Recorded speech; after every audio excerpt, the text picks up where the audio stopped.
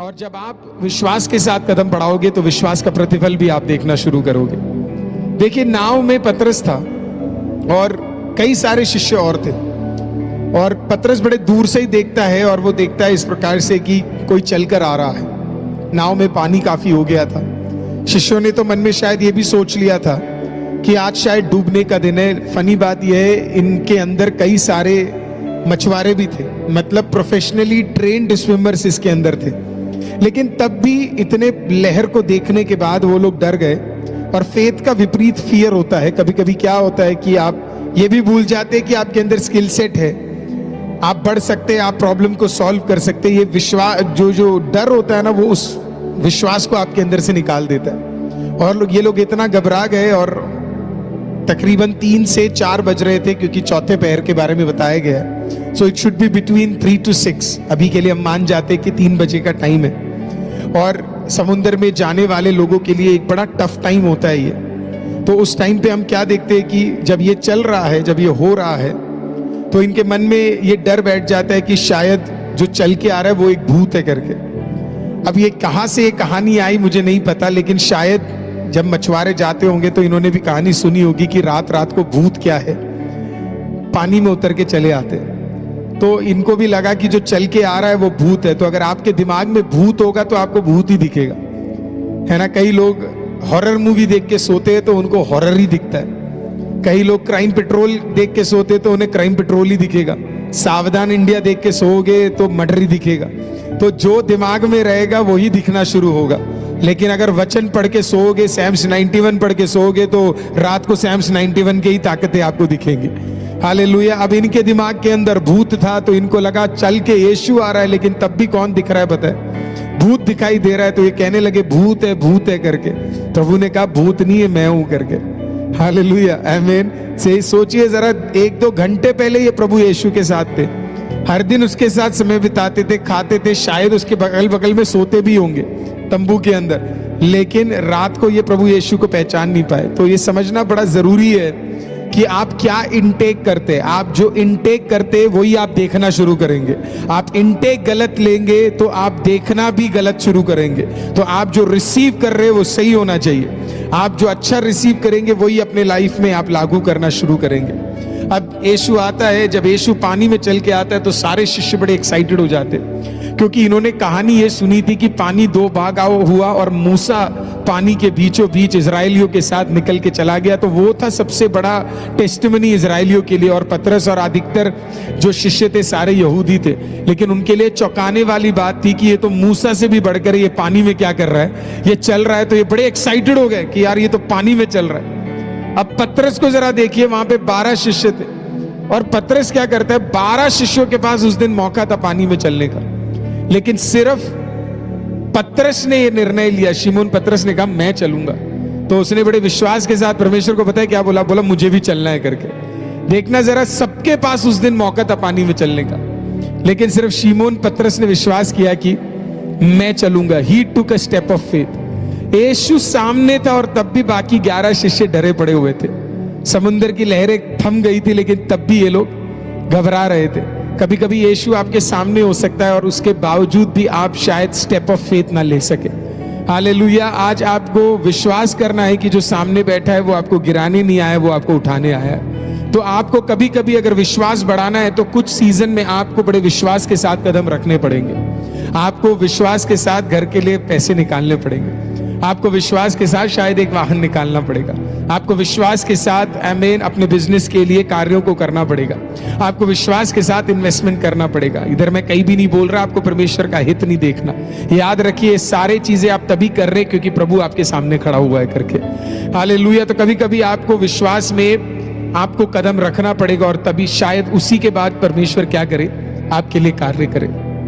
तो पहला चीज है, you have to step out in faith. हो सकता है कि बड़ी कठिन परिस्थिति से आप गुजर रहे हो और आपको नहीं पता आगे क्या करना है। उन शिष्यों की तरह मत रहना जो नाव के अंदर सेफ साइड देख रहे थे। सोचो, प्रभु यीशु के बाद इकलौता व्यक्ति जो पानी पे चला वो पतरस था। हालेलुया। आज आप भी प्रभु यीशु की तरह इससे भी बड़े काम कर सकते। प्रभु ने कहा है मैंने जो किया उससे बड़े काम तुम करोगे, लेकिन कैसे करोगे? You have to step out in faith. आपको विश्वास के साथ कदम बढ़ाना पड़ेगा। आप कदम बढ़ाओगे तो परमेश्वर आपके लिए क्या करेगा? कार्यों को करना शुरू करेगा। हालेलुया। सेकेंड चीज जो आपको करना है वो है navigating doubts and fears. Navigating doubts and fears, उसी अध्याय के 30 और 31 में आपको ये मिलेगा। जब भी आप विश्वास में कदम रखोगे ना, विश्वास का ये मतलब नहीं है कि आपके अगल बगल तूफान नहीं होगा। विश्वास का ये मतलब भी नहीं है कि आपके खिलाफ लहरें नहीं आएंगी। विश्वास का ये मतलब है कि आपको उन लहरों के बीच में चलना पड़ेगा। हालेलुया। परमेश्वर का काम लहर को थमाना नहीं है, बल्कि आपको सिखाना है कि आप इसमें भी चल सकते हो। पता नहीं आपने कभी कभी समुद्र में आप गए हो कि नहीं, बीच के पास गए हो कि नहीं। बीच में कुछ लोग होते हैं जो वो क्या करते पता है, वो लहरों पे राइड करना शुरू करते है ना, उसे सर्फिंग बोला जाता है इंग्लिश के अंदर। बड़ा सुंदर चीज है। कुछ लोग लहर को देख के घबराते हैं, और ये जो सर्फिंग करते ये लहर को अपनी ताकत बना लेते। अब आप सोचिए, आप डर के बैठना चाहते आपके परेशानी को, या अपने परेशानी को अपना चढ़ाव बनाना चाहते हैं। हालेलुया। क्योंकि अगर आपको एक हाइट में जाना है, आपको एक स्पीड में जाना है, हालेलुया, आपको नए टेरिटरी में कदम रखना है, तो आपको अपने फियर्स को अपना सबसे बड़ा बेनिफिट बनाना पड़ेगा। आपको फियर्स को आमीन अपना हथियार बनाना पड़ेगा, और तब आप क्या कर सकते हैं, हालेलुया, उस डाउट्स और फियर्स के अंदर आप सक्सेसफुल हो सकते हैं। पतरस को अगर आप देखेंगे तो लहर तो तब भी थी, लेकिन पतरस को पता था अगर मुझे प्रभु की तरह चलना है तो मुझे इसके अंदर ही चलना पड़ेगा करके। तो कई सारे डाउट्स आपके लाइफ में आ सकते हैं। फेथ का मतलब ये नहीं है कि आपके लाइफ में डाउट्स नहीं होंगे, फियर्स नहीं होंगे, परेशानियां नहीं आएंगी। आपको खुदा से प्रार्थना करना है और ये विश्वास करना है कि परमेश्वर आपको इसमें से नेविगेट करने जा रहा है। नेविगेशन का मतलब तो आपको पता ही होगा। जब भी आप समुद्र में शिप को देखेंगे, एक शिप को पता है एक आइसबर्ग आ सकता है, एक शिप को यह भी पता है कि तेज तूफान भी आ सकता है, पर शिप ये नहीं बोलता कि मैं इससे अब मैं नहीं जाऊंगा पानी में क्योंकि भाई आइसबर्ग आने वाला है करके। आपको पता है टाइटैनिक दुनिया की सबसे ताकतवर शिप थी, लेकिन टाइटैनिक के ओनर को शायद थोड़ा सा, कैप्टन को थोड़ा सा घमंड आ गया था। सारे शिप जो वहां से गए ना वो डूबे नहीं, कुछ शिप नहीं भी डूबे। जो मदद करने आए वाले शिप्स भी थे वो शायद डूबे नहीं थे। आज कहने का तात्पर्य इतना है, अगर खुदा आपके साथ है ना तो कितना भी बड़ा आइसबर्ग क्यों ना हो, परमेश्वर आपको नेविगेट करके उधर से निकाल देगा। हालेलुया। परमेश्वर आपके फियर्स को, आपको कैसे हैंडल करना है उस चीज को आपको सिखाएगा। बड़ा सुंदर लगा, वो डूब रहा था और परमेश्वर ने अपना हाथ लेकर क्या कर दिया, उसे उठा लिया। यही खासियत है, थोड़ा बहुत फियर आएगा, लेकिन ये भी याद रखना है कि परमेश्वर का हाथ आपके लिए तैयार है। हालेलुया। आप डूबोगे तो आपको उठाने के लिए कोई खड़ा हुआ है। इसे फेथ कहते हैं। तीसरा, the trust factor, leaning on God. The trust factor, leaning on God.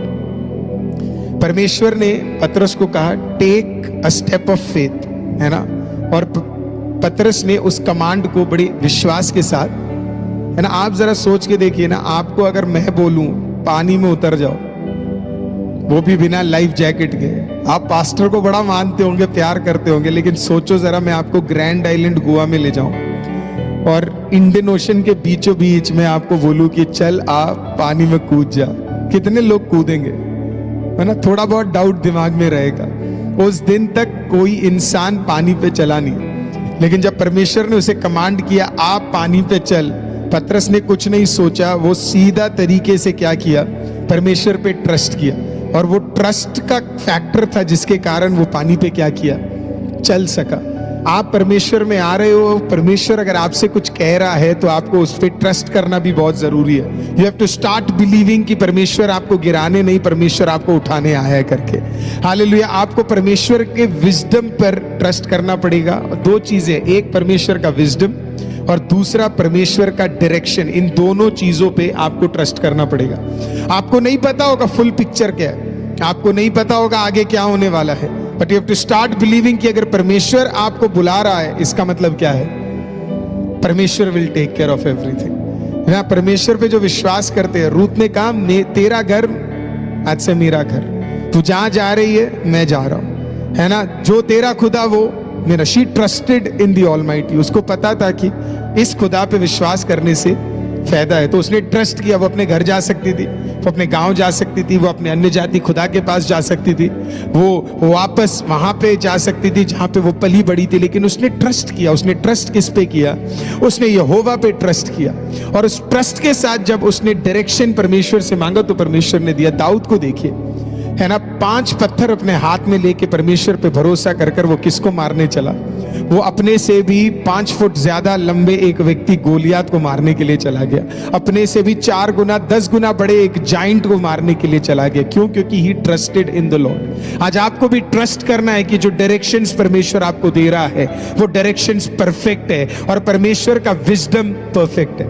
कोई भी नहीं बोलता वेट करने के लिए। दुनिया तो इतनी तेज भागी जा रही है, वो तो बस यही कहती है जल्दी करो जल्दी करो जल्दी करो, और हम भी कॉपी करने में लगे हुए हैं। आजकल मार्केट में एक असली जीन्स नहीं आता, उसकी कॉपी बन जाती है। एक हेयर स्टाइल नहीं आता, उसकी कॉपी बन जाती है। हर चीज की आजकल कॉपी बन रही है। जो भी आता है तुरंत तुरंत होता है भाई, है ना। सबको जल्दी जल्दी चाहिए, है ना। किसी को वेट करना पसंद नहीं है ना। कोई भी वेट करना नहीं चाहता, सब तुरंत होना चाहिए, है ना। क्यों नहीं बढ़ रहा, क्यों नहीं बढ़ रहा, क्यों नहीं बढ़ रहा? लेकिन याद रखिए, God is a God of waiting.